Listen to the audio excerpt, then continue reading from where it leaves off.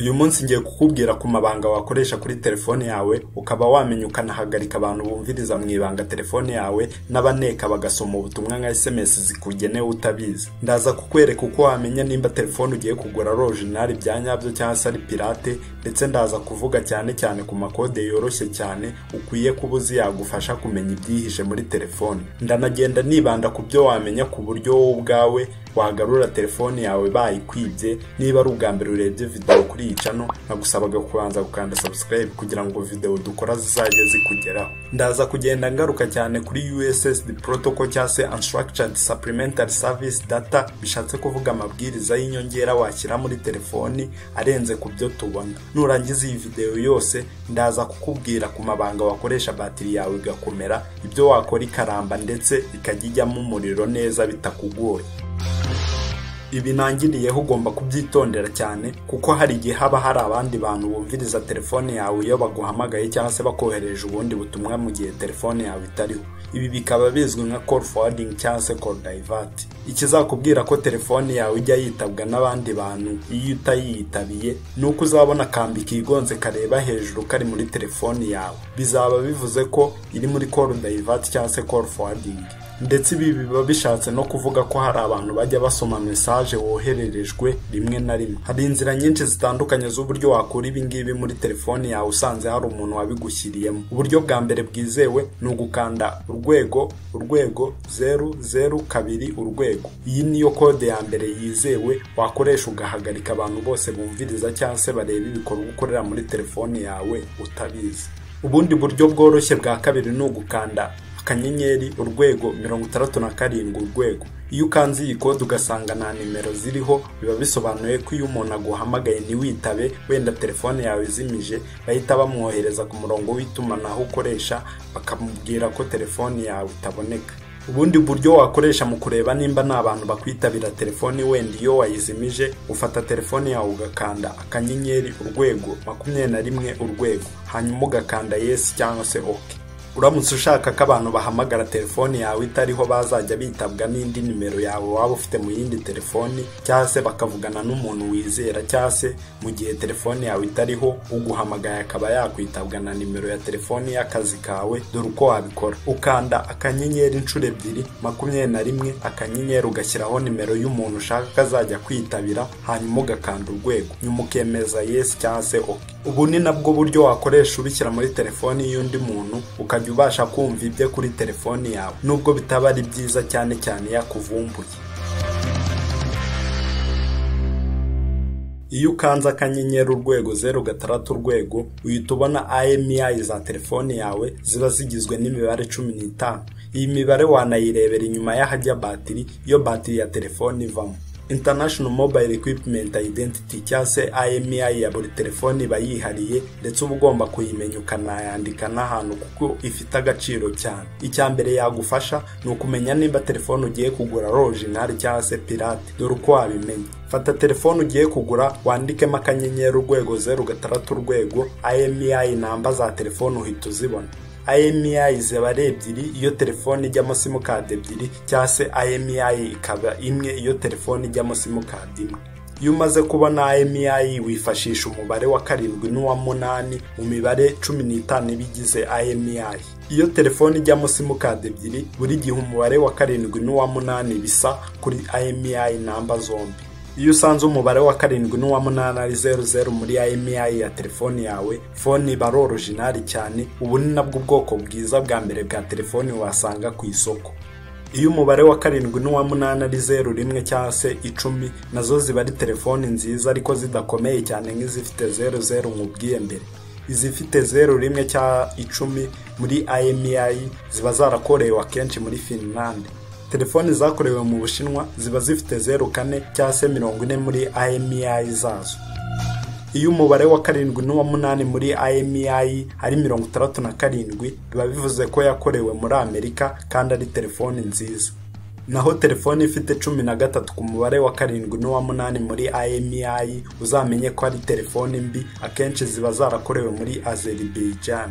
Nanone ushobora kwifashisha IMEI mu gihe usaba ubufasha nko kuri sosiyete y'itumanaho ukoresha. IMEI ya telefoni iyo uyizi wayikoresha ukabasha kugarura telefoni yawe bayibye. Ubaye ushaka umutekano uhambaye wa telefoni yawe, ujya muri setting ukamanuka ugakanda handitse security, warangiza ugakanda kuri device administrator, nyuma ukemeza akabuwate kaba kari iruhande rwa find my device. Bityo baramutse bakwibye telefoni yawe cyangwa se ukayita, wakoresha IMEI tracker cyangwa se anti-theft app n'izindi website ukabasha kubona aho telefoni yawe iri, ndetse ukaba wanabasha kuyiblokinga cyangwa se ugahagarika ko uyifite akomeza kuyikoresha uko abyifuza.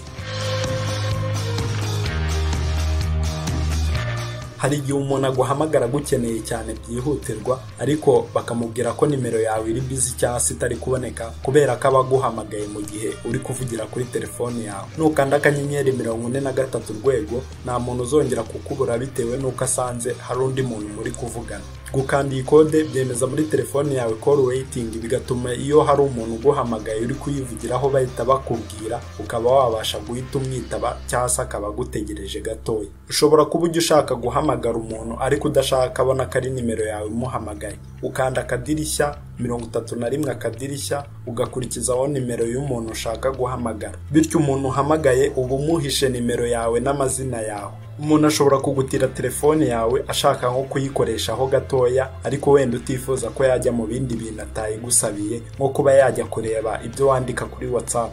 Ahangaha ushobora gushyira muri telefoni yawe guest mode, ku buryo nimba gusabye kuyihamagazaho gatoya ari byarakora gusa. Ufungura telefoni yawe ugasa n'umanura hejuru usa nk'ugiye kureba notification, ubundi ugakanda icon ibiri iburyo hejuru, nyuma ugahitamo ibikorwa bikeya umuntu ugiye guha telefoni yawe araba yemerewe gukoresha. Nimba ukunda smartphone yawe cyane, wari uzi ko ushobora kongera umwanya cyangwa se storage ya telefoni yawe, kwihutisha imikorere ya telefoni yawe ndetse n'ibindi byinshi. Ahangaha uba ugomba gushyiramo setting ku buryo uhinduka developer wa smartphone yawe. Dore uburyo wabikora: ujya muri setting ugashaka ahantu handitse about phone, nurangiza umanuke ahahera handitse build number cyangwa se ahaba handitse model number muri telefoni zimwe na zimwe, nurangiza ukandeho inshuro 7. Nyuma bahita bakwereka ko ubaye developer wa telefoni yawe. Iyo uri developer wa smartphone yawe uba ufite ubushobozi bwo kugenda wongera karite za sinyale zitandukanye phone yawe iba yakira, ndetse ukazigira nta makemwa, ndetse wanahindura uko telefoni yawe igaragara. Ushobora gukoresha telefoni yawe nka telecommande ya televiziyo. Dore uko wabikora: ushaka application nka the Android TV remote control zikagufasha kuba wa connectinga cyangwa se guhuza telefone na televiziyo ukoresheje Bluetooth cyangwa se Wi-Fi. Niba nawe ujya wifuza kureba nk'ifoto uko imeze cyangwa se kurebera muri telefone yawe buri kintu washaka ukakizoominga uko ubyifuza, fata telefone yawe ujye muri setting ukande accessibility, nyuma ukanda kuri magnification gesture ukayemezamo. Bityo iyo umaje kuyemeza uzajya ubasha gukurura neza buri kintu kiri muri tableau ya telefone yawe uko ubyifuza. Wari uzi ko kuba ufite ama app menshi kuri home screen yawe cyangwa se menu binaniza telefoni yawe?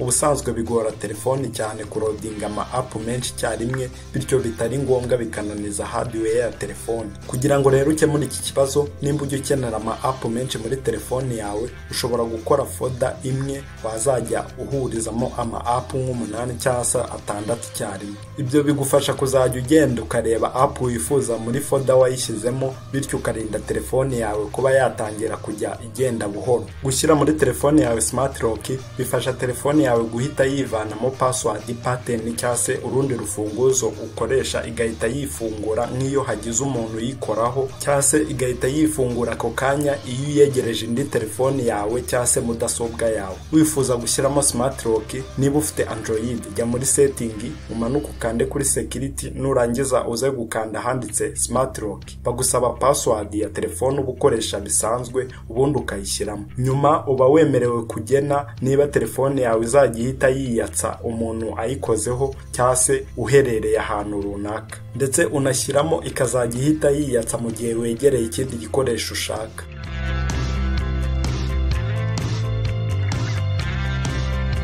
Telefone yawe ishobora kugufasha gusuzuma nimba telecommande ya televiziyo igiye gushiramo amabuye. Dore uko wabikora: ufungura kamera ya telefoni yawe, warangiza ugafungura kamera y'imbere iriya dukoresha tugiye kwifata selfie. fata telekomande yawe noneho uyitunge muri telefone yawe, nurangiza ukanda buto ushaka iyo ariyo yose kuri telekomande. Uzahita ubona agatara gatukura kamyasa muri screen ya telefone yawe. Ibi biba bisobanuye ko amabuye ya telekomande yawe akiri mazima. Utabonye agatara gatukura kaka kamyasa, ubwo biba bishatse kuvuga ko amabuye yawe yashaje. Niba ufite Android phone ariko ukaba wifuza ko telefone yawe izajya igusomera buri kintu cyose uyishyizemo aho kukisomera, ujya muri setting ukamanuka ugakanda handitse accessibility.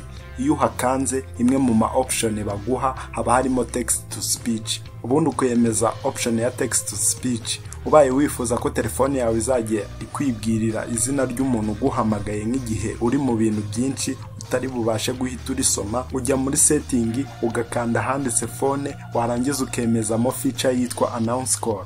Niba ubona telefone yawe igiye gushiramo umuriro, bya bindi biri kumarika batterie faible kandi utarabasha kubona aho ucomeka hafi, ntuzakoreshe kamera wifotora, ariko cyane cyane uzirinde gushiramo flashlight cyangwa se umurabyo, kuko ibi ari cyo kintu cya mbere gituma umuriro ushiramo vuba byihuse.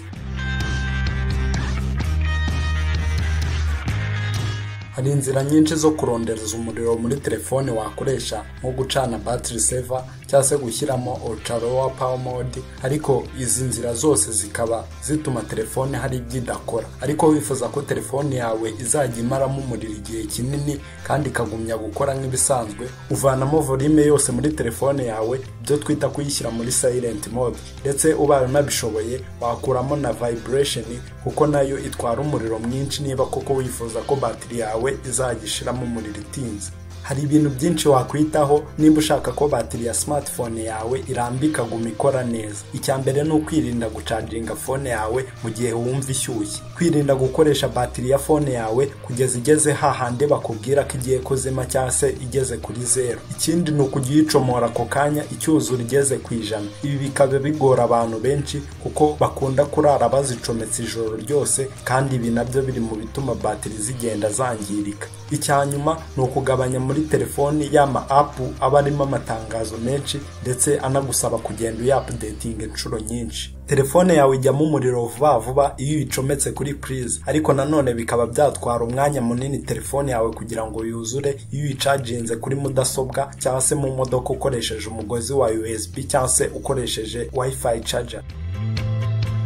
Niba wakunze ino video usiga ukanze like, ndetse kuri iyi channel twakoze izindi video nziza wareba zikakunogera. Habaye hari ikibazo, inyunganizi cyangwa se hari irindi banga rya telefone tutavuze, nta gushidikanya waridusigira muri comment. Turagushimira.